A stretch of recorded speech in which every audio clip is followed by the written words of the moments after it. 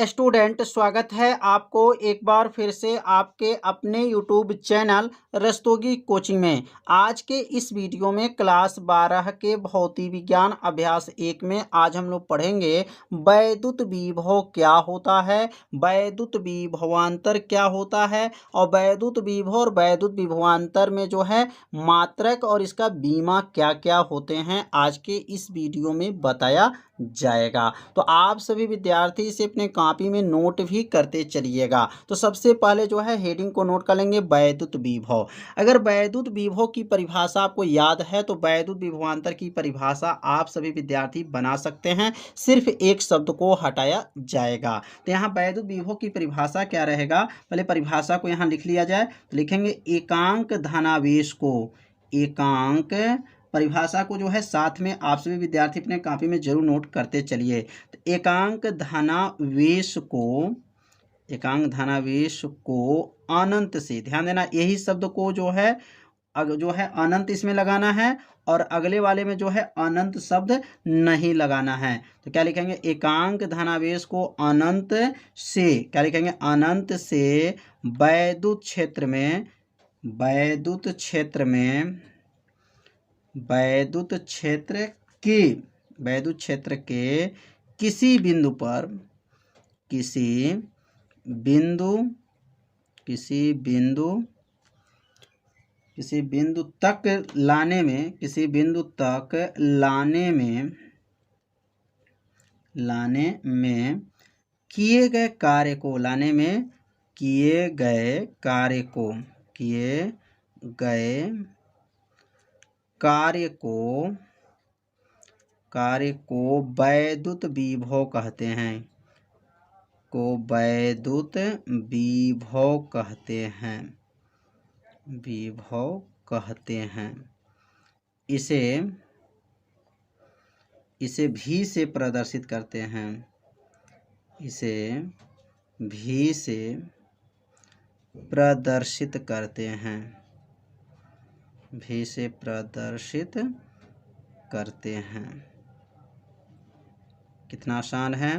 क्या बोलेंगे, एकांक धनावेश को अनंत से वैद्युत क्षेत्र के किसी बिंदु तक लाने में किए गए कार्य को वैद्युत विभव कहते हैं। अब इसकी परिभाषा जो है यहाँ से भी बना सकते हैं, सूत्र से भी। तो यहाँ पहले सूत्र लिख लेंगे। अब यहाँ पर वैद्युत जो है विभव, अब वैद्युत विभव का जो है सूत्र क्या होता है, तो वैद्युत विभव का सूत्र होता है कार्य बटा जो है आवेश होता है। कार्य बटा क्या है, आवेश जो है इसका फार्मूला होता है। अब यहाँ पर जो है विभव, वैद्युत विभव को किसे दिखाएंगे, भी से दिखाया जाता है और कार्य को W से और आवेश को जो है Q से प्रदर्शित किया जाता है। अब यहाँ से जो है इसका जो है परिभाषा बना सकते हैं। तो यहाँ बटे में क्या है, आवेश है, तो इसलिए इसको क्या पढ़ेंगे, एकांक आवेश को अनंत से एक बिंदु से दूसरे बिंदु तक ले जाने में किए गए कार्य को क्या कहेंगे, वैद्युत विभव कहा जाता है और इसे भी से प्रदर्शित करते हैं। अगर यह अनंत शब्द को काट दिया जाए, सेम परिभाषा को उतार दिया जाए, तो वह परिभाषा किसका हो जाएगा, वैद्युत विभवांतर का परिभाषा बन जाएगा। वैद्युत विभवांतर में अनंत शब्द नहीं रहेगा। अब यहाँ पर जो है इसका मात्रक क्या होता है और इसका बीमा क्या होता है। तो अब यहाँ हेडिंग लिख लेंगे, वैद्युत विभव का, वैद्युत विभव का जो है मात्रक एवं बीमा, मात्रक एवं क्या है, बीमा। अब इसका मात्रक क्या है और इसका बीमा क्या है, मात्रक एवं बीमा। बहुत आसान है। मात्रक बीमा कभी भी आप सभी विद्यार्थी याद मत कीजिएगा, बस सूत्र याद है तो इसका मात्रक और इसका बीमा आप सभी विद्यार्थी बना सकते हैं। तो अब यहाँ पे जो है सूत्र क्या होता है अभी पढ़े हम लोग, भी बराबर पढ़े हैं W बटा क्या है, Q है। अब दूसरे लाइन से लिखेंगे भी का मात्रक, भी का क्या हो जाएगा, मात्रक बराबर इधर हो जाएगा W बटा Q कोष्टक बंद करके का मात्रक। अब यहाँ पर जो है W का क्या नाम है, कार्य है, और कार्य का मात्रक क्या होता है, तो कार्य का मात्रक जूल होता है, और आवेश का मात्रक क्या होता है, तो कूलाम होता है। तो मात्रक क्या आ गया यहाँ पर, जूल प्रति कूलाम आ गया। और इसका जो है दूसरा मात्रक होता है, याद रखेंगे, वोल्ट। इसका दूसरा मात्रक भी आप लोग को याद रखना है, वोल्ट। पहला मात्रक जूल प्रति कूलाम और दूसरा मात्रक किसका, वोल्ट होता है। अगर इसका बीमा निकालते हैं तो नीचे यहाँ लिखेंगे भी का जो है बीमा। भी का बीमा मतलब वैद्युत विभव का जो है बीमा बराबर इधर क्या बनेगा, W/Q, कोष्टक बंद कर देंगे और यहाँ लिखेंगे का बीमा। अब यहाँ W का बीमा क्या होता है, मतलब कार्य का बीमा क्या होता है, तो कार्य का बीमा आप सभी विद्यार्थी जानते होंगे क्या होता है, यम यल स्क्वायर होता है, टी पर -2 होता है। ये किसका बीमा है, कार्य का। और आवेश का क्या होता है, तो आवेश का जो होता है AT होता है। क्या होता है, AT होता है। अब यह A ऊपर चला जाएगा और T भी जो है ऊपर चला जाएगा। तो T के ऊपर -2 है और यहाँ एक पावर है, ऊपर जाएगा तो ये -2 और -1 मिलेगा तो -3 हो जाएगा। तो यहाँ इसका बीमा क्या बन जाएगा, यम यल का स्क्वायर, टी पर -3 घात हो जाएगा और ए ऊपर जाएगा तो ए के ऊपर -1 घात हो जाएगा। तो क्या बन गया, यम यल के ऊपर -2 घात और टी के ऊपर माइनस जो है -3 घात ए का इनवर्स, इसका जो है बीमा निकल गया। तो मात्रक भी समझ में आ गया होगा और बीमा भी अच्छे से समझ में आ गया होगा। तो अब हम लोग पढ़ेंगे वैद्युत विभवांतर क्या होता है। तो अब यहाँ पे हेडिंग नोट कर लेंगे, वैद्युत विभवांतर। तो वैद्युत विभव और वैद्युत विभवांतर में क्या अंतर है, तो आप सभी विद्यार्थी जानते ही होंगे। सेम परिभाषा लिखना है तो क्या लिखा जाएगा यहाँ पर, एकांक आवेश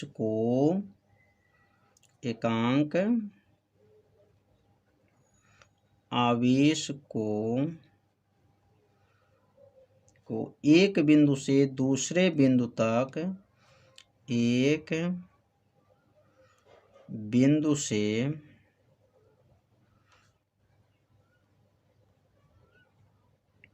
दूसरे बिंदु तक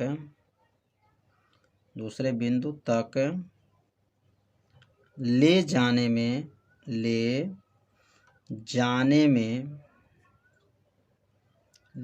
में किए गए कार्य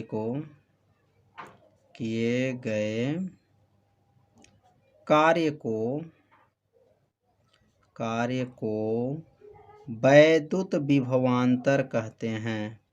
वैद्युत विभवांतर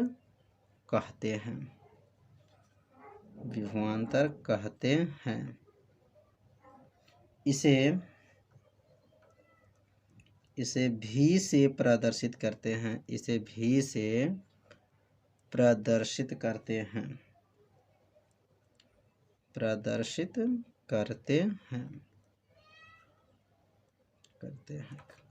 तो परिभाषा सेम है, बस थोड़ा सा आपको ध्यान देना था।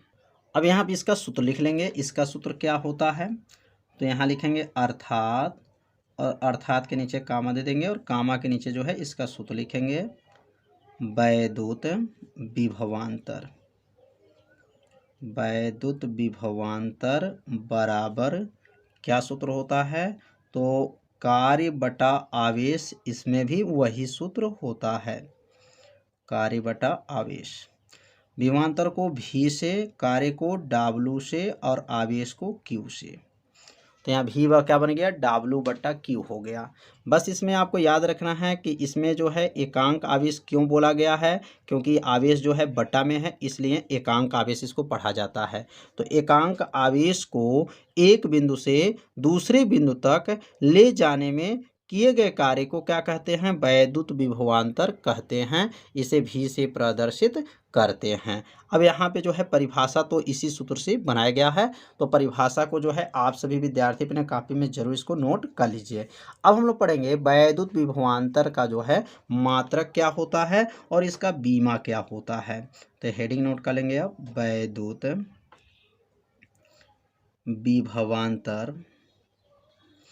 विभवांतर का मात्रक एवं जो है बीमा, मात्रक एवं बीमा क्या होता है। विभवांतर में, तो विभवांतर में अंतर जो होता है उसी को वैद्युत विभवांतर कहा जाता है। अब यहाँ पर जो है भी का सूत्र क्या होता है, तो भी बराबर डब्लू बटा क्या है, क्यू है। अब यहाँ दूसरे लाइन से लिखेंगे, यहाँ पर भी का मात्रक, भी का जो है मात्रक बराबर इधर क्या हो जाएगा, तो यहाँ लिखेंगे डब्लू बटा क्यू, कोष्टक बंद कर देंगे और यहाँ लिखेंगे का मात्रक। अब तो यहाँ पर W का मात्रक क्या होता है, तो W का मात्रक जो होता है वह जूल होता है, प्रति हो गया, और आवेश का मात्रक क्या है, कूलाम होता है। तो जूल प्रति कूलाम, या दूसरा इसका मात्रक क्या होता है, तो दूसरा इसका मात्रक वोल्ट होता है। इसका दो मात्रक है, जूल प्रति कूलाम, या दूसरा मात्रक इसका वोल्ट होता है।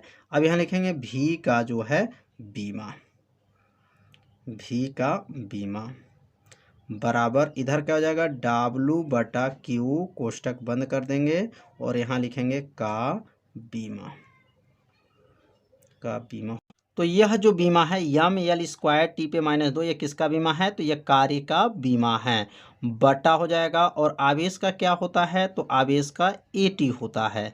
अब यह ऊपर चला जाएगा, ए ऊपर जाएगा, टी जो है ऊपर चला जाएगा, वो मतलब इसका पावर ऊपर भेज देंगे। तो क्या बनेगा यहाँ पर, यम एल का स्क्वायर, टी पर -2 था, ये एक घात ऊपर चला जाएगा तो -2 घात -1 घात हो जाएगा, और एक ऊपर -1 घात हो गया।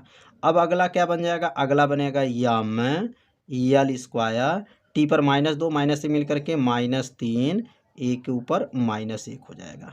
तो यह बीमा जो है किसका आ गया, तो वैद्युत जो है विभवांतर का जो है यह बीमा आ गया। अब पारा वैद्युतांक, अब माध्यम का पारा वैद्युतांक से क्या समझते हैं, तो पहले सूत्र को लिखेंगे। जब आपको सूत्र याद है तो समझिए परिभाषा बना सकते हैं, बस थोड़ा सा आपको ध्यान देना पड़ेगा। तो यहाँ पे पहले सूत्र क्या है, पारा वैद्युतांक बराबर होता है माध्यम की निरपेक्ष वैद्युशीलता बटा है निर्वात या हवा में वैद्युशीलता। अब यहाँ जो सूत्र आपको अगर याद है तो समझिए परिभाषा क्या है, याद है।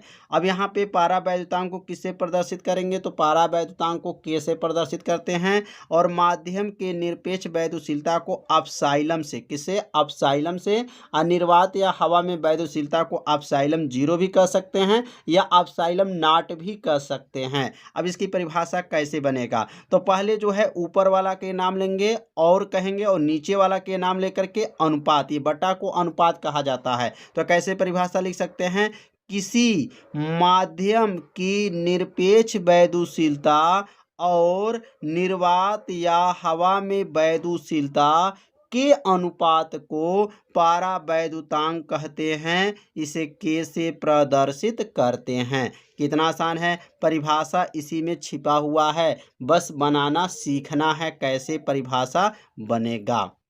तो परिभाषा को भी जो है लिख लीजिए, किसी माध्यम की निरपेक्ष वैद्युशीलता, क्योंकि बटा में था ऊपर था तो इसलिए इसका नाम लिखेंगे पहले, किसी माध्यम की निरपेक्ष वैद्युशीलता तथा निर्वात में वैद्युशीलता के अनुपात को माध्यम का पारा वैद्युतांक कहते हैं, इसे के से प्रदर्शित करते हैं।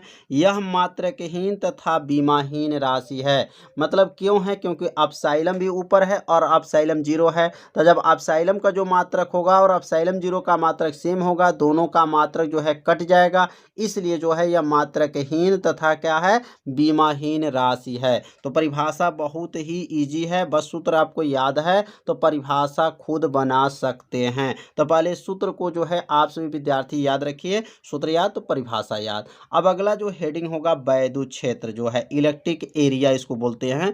किसी आवेश के चारों ओर का वह क्षेत्र जहां पर वैद्युत के प्रभाव का अध्ययन किया जाता है वैद्युत क्षेत्र कहलाता है। यह एक सदिश राशि है।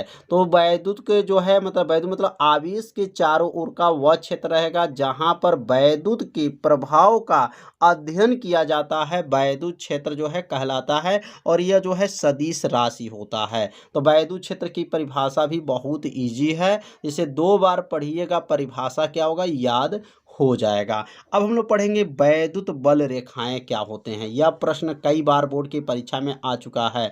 वैद्युत बल रेखाएं से आप क्या समझते हैं? बहुत आसान है। तो क्या कहेंगे, वैद्युत क्षेत्र के चारों तरफ खींची गई रेखा जो वैद्युत के लगातार प्रदर्शित करती हैं, वैद्युत बल रेखाएं कहलाती हैं। यह धनावेश से निकल करके ऋणावेश तक जाता है। तो वैद्युत के चारों ओर जो है खींची गई रेखा जो वैद्युत के लगातार को क्या करती है, प्रदर्शित करती हैं। वैद्युत बल रेखाएं जो है जो किससे होकर के निकलती हैं और किसमें प्रवेश होती हैं, तो वैद्युत बल रेखाएं धन आवेश से निकल करके ऋण आवेश में जो है प्रवेश करती हैं। तो वैद्युत बल रेखाएं भी समझ में आ गया होगा कि कितना आसान है। कैसे बोलेंगे, यह धन आवेश से निकला है और ऋण आवेश में क्या हो रहा है, प्रवेश हो रहा है, और ये इसका चारों तरफ जो है खींचा गया है।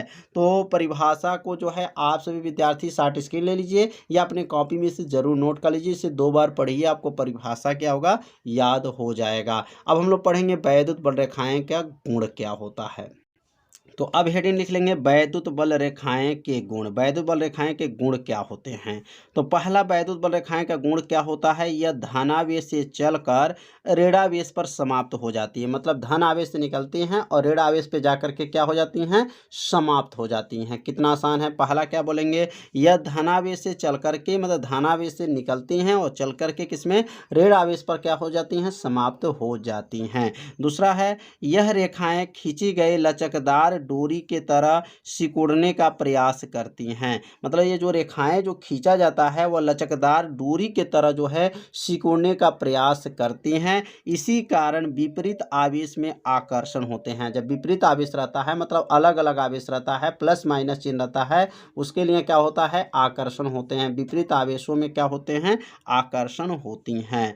तो 2 जो है इसका गुण जो है समझ में आ गया होगा। तीसरा जो होता है, वैद्युत बल रेखाएं काल्पनिक रेखाएं होती हैं। वैद्युत बल रेखाओं को जो है आज तक कोई नहीं देखा है, उसको कल्पना किया गया है कि मतलब ऐसे वैद्युत बल रेखाएं होती हैं। वैद्युत बल रेखा हो या चुंबकीय बल रेखा हो, दोनों रेखाएं क्या होती हैं, काल्पनिक होती हैं और निष्कोण होती हैं। निष्कोण मतलब वो जो है बिना कोण की रहती हैं, बिना कोण बनाए जो है निकलती हैं, और वो एक दूसरे को कभी काटती भी नहीं है। याद रखिएगा, वैद्युत बल रेखा हो या चुंबकीय बल रेखा हो, वह एक दूसरे को कभी नहीं काटती हैं। तो यहाँ लिख लेंगे कि वैद्युत बल रेखाएं क्या होती हैं, काल्पनिक रेखाएं होती हैं। कल्पना किया गया कि मतलब ऐसे रेखाएं होती होंगी। चौथा लिखेंगे, वैद्युत बल रेखाएं एक दूसरे को कभी नहीं काटती हैं। तो वैद्युत बल रेखा एक दूसरे को कभी नहीं काटती हैं। क्यों नहीं काटती हैं, क्योंकि वहाँ पे 2 दिशाएं प्रदर्शित करेंगी, जो कि क्या है, असंभव होता है। अगला लिखेंगे, वैद्युत बल रेखाएं जहाँ से चलती हैं और जिस जगह पर मिलती हैं वह दोनों स्थान पृष्ठ के लंबवत होते हैं। तो यहाँ पर जो है वैद्युत बल रेखाएं जहाँ से निकलेंगी चलेंगी, जिस जगह से मिलती हैं वह दोनों स्थान क्या होते हैं, पृष्ठ के लंबवत। लंबवत का मतलब वहाँ पे 90 अंश का कोण बनाती हैं। तो यहाँ पे टोटल 5 जो है वैद्युत बल रेखाओं का गुण बताया गया। तो ये पाँचों को जो है आप सभी विद्यार्थी अपने कॉपी में जरूर नोट कर लीजिए और इसे 2 बार पढ़िए, आपको जो है यह गुण याद हो जाएगा। अब अगला हेडिंग रहेगा, परीक्षण आवेश क्या होते हैं। परीक्षण आवेश से आप क्या समझते हैं, ऐसा आवेश जिसका स्वयं का कोई वैद्युत क्षेत्र नहीं होता है। ऐसा आवेश जिसका स्वयं का कोई वैद्युत क्षेत्र नहीं होता है, उसी को क्या कहा जाता है, परीक्षण आवेश कहा जाता है। कितना आसान है। 2 बार पढ़िएगा, आपको परिभाषा क्या होगा, याद हो जाएगा। कैसे बोलेंगे, ऐसा आवेश जिसका स्वयं का कोई वैद्युत क्षेत्र न हो उसे परीक्षण आवेश कहते हैं। इसे Q से प्रदर्शित करते हैं। परीक्षण आवेश को किसे प्रदर्शित किया जाता है, तो Q से प्रदर्शित करते हैं, और इसका मात्रक जो होता है क्या होता है, कूलाम होता है। क्योंकि आवेश का मात्रक तो आप सभी विद्यार्थी जानते ही होंगे कि आवेश का मात्रक क्या होता है, कूलाम होता है। तो बहुत आसान परिभाषा है। मतलब परीक्षण आवेश में जो है उसका कोई वैद्युत क्षेत्र नहीं होता है, परीक्षण आवेश कहलाता है। तो अगला हेडिंग लिखेंगे, वैद्युत द्विध्रुव किसे कहते हैं। वैद्युत द्विध्रुव से आप क्या समझते हैं, यह भी प्रश्न बहुत आईएमपी है।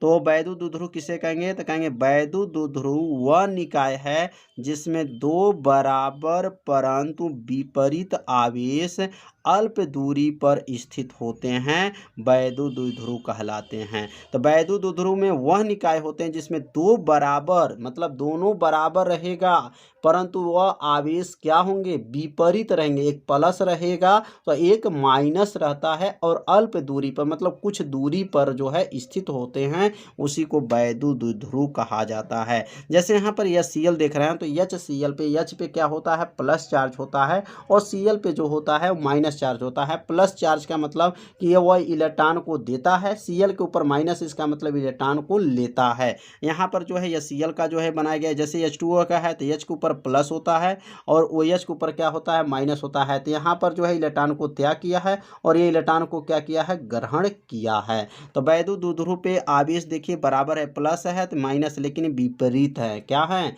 विपरीत आवेश होते हैं। तो समझ में आ गया होगा कि वैद्युत द्विध्रुव किसे कहते हैं। अब हम पढ़ेंगे वैद्युत द्विध्रुव आघूर्ण क्या होते हैं। तो वैद्युत द्विध्रुव आघूर्ण यह प्रश्न जो है कई सालों के बोर्ड की परीक्षा में पूछा गया है। तो इसको जो है आप लोग सभी विद्यार्थी अच्छे से तैयार कीजिएगा और इसको जो है इसका परिभाषा जो है कैसे याद करना है, बस आपको सूत्र याद तो परिभाषा याद हो जाएगा। तो कहेंगे यहाँ पर जो है ये Q जो देख रहे हैं एक आवेश उसको बोला जाएगा, क्या बोलेंगे एक आवेश। और 2L का नाम क्या है तो ये दोनों आवेशों के बीच की क्या है दूरी है। तो कहेंगे एक आवेश तथा दोनों आवेशों के बीच की दूरी के गुणनफल को क्या कहेंगे वैद्युत द्विध्रुव आघूर्ण कहते हैं। कितना आसान है, इसी में छिपा है उत्तर, बस थोड़ा सा ध्यान दीजिए उत्तर क्या होगा याद हो जाएगा। कैसे बोलेंगे इसका नाम क्या है एक आवेश।